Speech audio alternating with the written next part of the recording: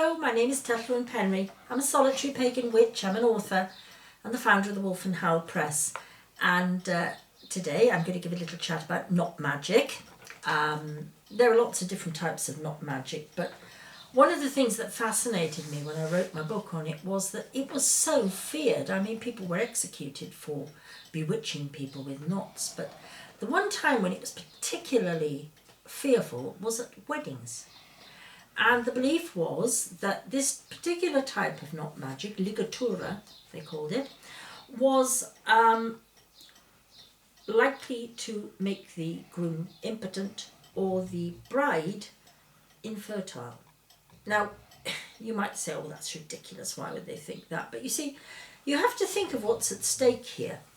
The whole business of how land and property were passed down, particularly among the wealthy, where there were vast estates at stake.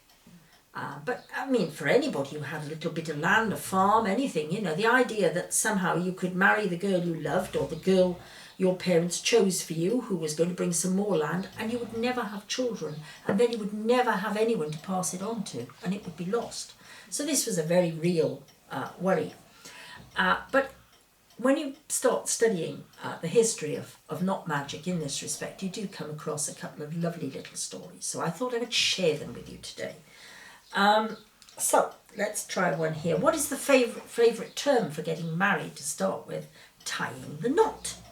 So it was all to do with knots.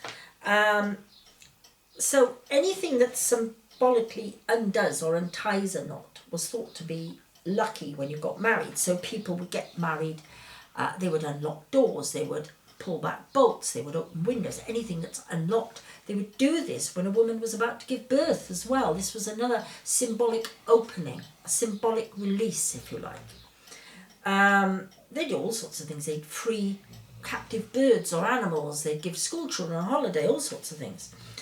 It's the release of the child of the womb, and it's the release of any bad knot magic at the wedding. Sometimes people got married in secret. That was another one. They would marry in secret. Then they would go to the church wedding, and it didn't matter because by then they would have had sex already. And apparently it was much harder to perform ligatura on people who had already had sexual relations with each other. Another one they would sometimes do, they would marry without any laces being done up or any buttons being done up, and presumably the groom wouldn't bother doing his fly buttons up because they used to have buttons then instead of zips on their trousers. Sometimes they would put, the husband would put 2 marked coins in his shoes, and the poor old bride would have to put a ring in her shoe. And they were symbolic, you see. The coins represented the testicles, and the ring represented the vagina. And please don't be offended because I've mentioned a female part, because that's what it's called.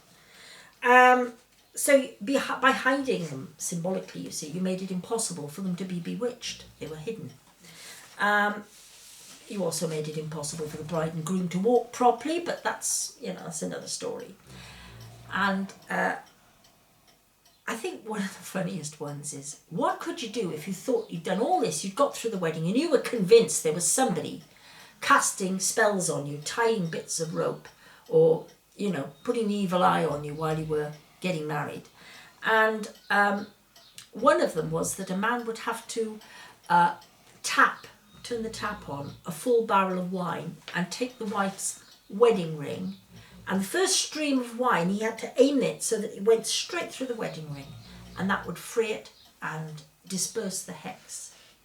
And you might say, well, what if he didn't have a full barrel of wine? I mean, it's not the sort of thing everybody has to hand.